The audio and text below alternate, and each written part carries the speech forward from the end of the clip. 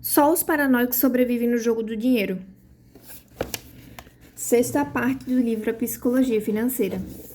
Ficar rico versus continuar rico.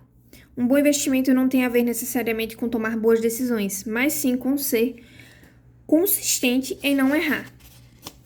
Ele vai contar a história de dois investidores, um que se deu muito bem com a crise de 1999, que foi a quebra da Bolsa de Nova York, e outro que se deu muito mal. Esse que se deu muito mal, ele já tinha muito dinheiro, e aí ele viu ações crescendo, e ele resolveu comprar mais, investir o que ele tinha nisso. E aí veio a crise, ele acabou até se suicidando. O outro, por um golpe de sorte, ele acabou vendendo ações antes da crise e ele ganhou muito, muito dinheiro com isso. Só que isso fortaleceu tanto a autoconfiança dele, um otimismo exacerbado, que mais tarde ele começou a fazer várias outras operações arriscadas, baseadas no ego mesmo. E ele acabou perdendo tudo e também suicidou-se. Porque ele colocou na vida dele um estado de tensão, além do que ele conseguia suportar, e acabou perdendo tudo na bolsa de valores, né? Então, ganhar dinheiro é uma coisa, mantê-lo é outra.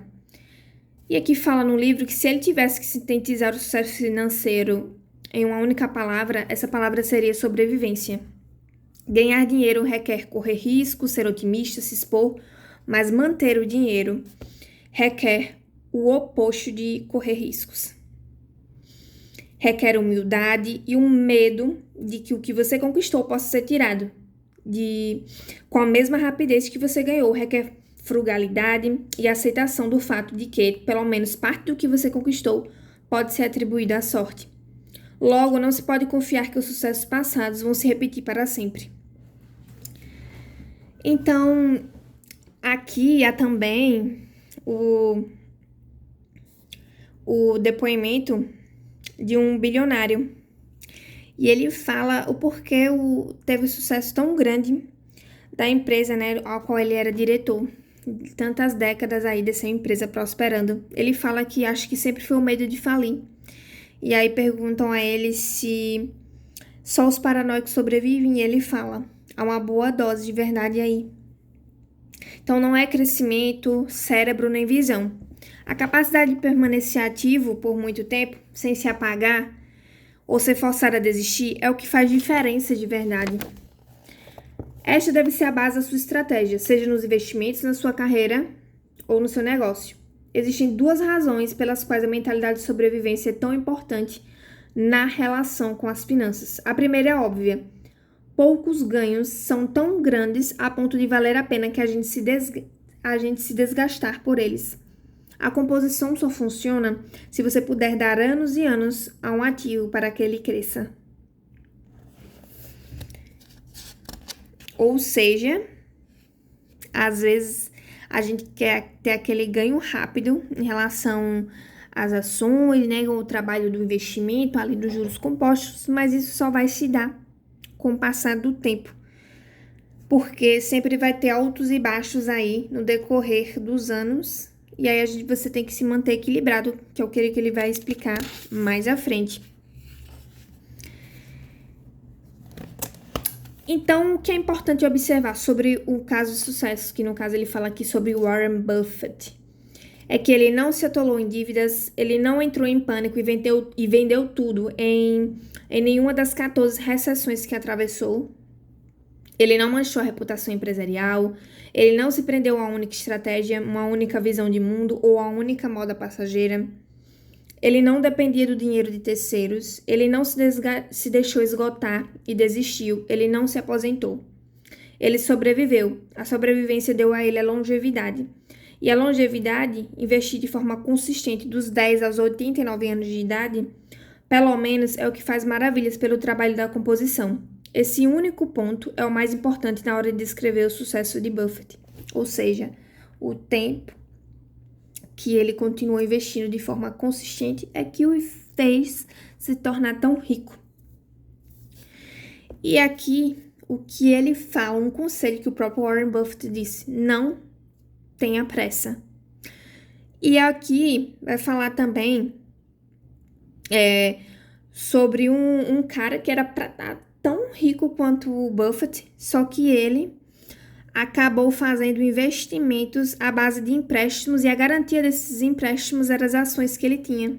E acabou que deu tudo errado e ele perdeu tudo porque ele tinha pressa de crescer e acabou correndo grandes riscos que não valiam tão a pena assim. Então, aplicar a mentalidade de sobrevivência ao mundo real se resume a estar atento a 3 coisas. Mais do que grandes retornos, o que quero é ser a prova de falências. E se eu for a prova de falências, de fato acredito que vou ter os maiores retornos, pois serei capaz de permanecer no jogo por tempo suficiente para que a composição faça maravilhas, que são os juros compostos. Então, as transações que você vai fazer, não importa às vezes se você vai ter um ganho tão grande, é a consistência às vezes de ganhos pequenos que vai fazer com que você no futuro tenha um alto rendimento. Então a composição não depende da obtenção de grandes retornos. Retornos meramente bons, de forma ininterrupta pelo máximo de tempo, sobretudo em períodos de caos e destruição, se sairão sempre melhores. E fator número 2. Fazer planos é importante, mas a parte mais importante de um plano é ter um plano para quando o plano não estiver saindo de acordo com o plano.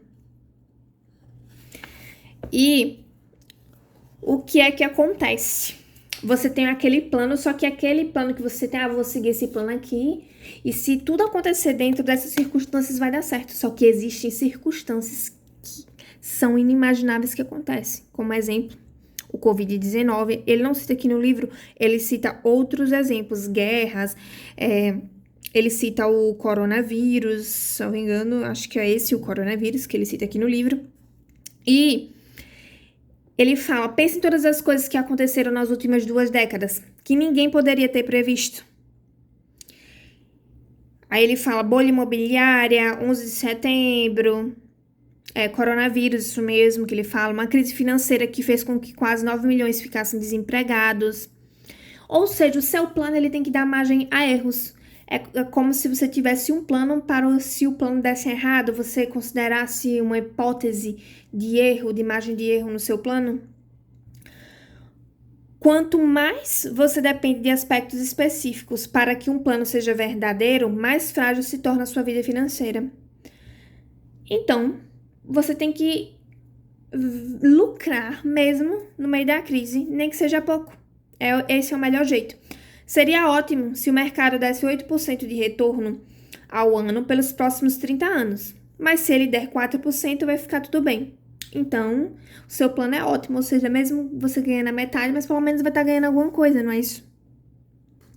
Muitas apostas fracassam não porque estavam erradas, mas porque, na maioria das vezes, estavam certas em uma situação que exigia que tudo saísse perfeitamente conforme esperado.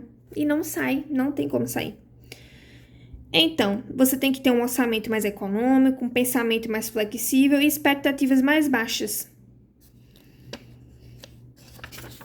Porque aí você vai começar a ver que nem tudo pode ser acontecer do jeito que você quer.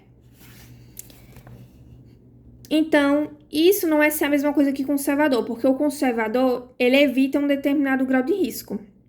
Já a margem de segurança é aumentar a probabilidade de sucesso dentro de um determinável nível de risco, ou seja, você assume risco, mas você aumenta a probabilidade de sucesso, porque você vai observar como os cenários podem ficar ruins para você, mas você ainda vai ganhar ali um mínimo, porque é como se fosse uma forma cíclica, onde as coisas vão ficando ruins, depois vão ficando melhores, depois ruins e melhores, e aí a sua paciência, o tempo e o seu controle emocional que vão ditar se você vai ter sucesso ou não.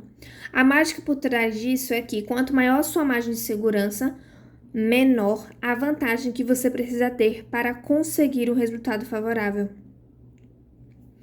Então, quanto maior a margem de segurança, aquilo que você considera que realmente, poxa, vai ter riscos. E será que quando tiver esses riscos eu ainda vou continuar lucrando, nem que seja minimamente, ou eu vou perder tudo? Então, tomar decisões baseadas nisso é melhor para o resultado mais favorável futuramente. Terceira coisa é uma personalidade bem calibrada. otimista quanto ao futuro, mas desconfiada em relação ao que pode impedir esse futuro de chegar. É vital. Então, você tem que ter um otimismo sensato, que é a crença de que as probabilidades estão a seu favor e que, com o tempo, elas vão se estabilizar de maneira positiva, ainda que o que aconteça no meio do caminho seja desesperador. Porque o que ele diz que ele fala que economias, mercados e carreiras muitas vezes seguem um caminho semelhante, crescimento em meio a perdas. Ele chega até a mostrar um gráfico onde houve perdas, mas sempre foi uma linha ascendente no final das contas. Ou seja, sempre o jogo virou, né? Que ele fala sobre o PIB per capita dos Estados Unidos nos últimos 170 anos, esse gráfico.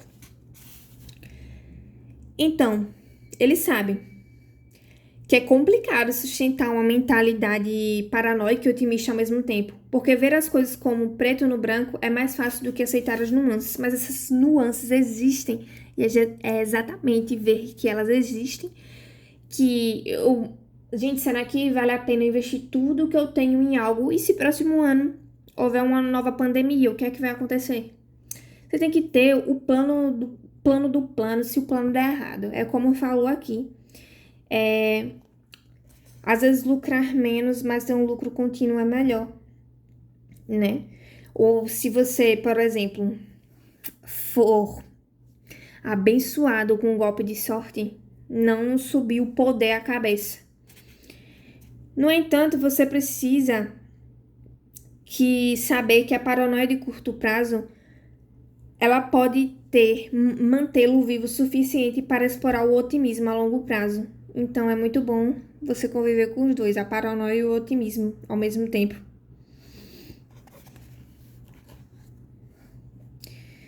E, como eu havia falado, não deixar o sucesso subir a cabeça. Porque as pessoas, às vezes, são vítimas não, né? Abençoadas com esse golpe de sorte. E aí elas começam a achar que tudo vai dar certo, que aqui todo plano que ela começar a traçar vai dar certo. E não é bem assim.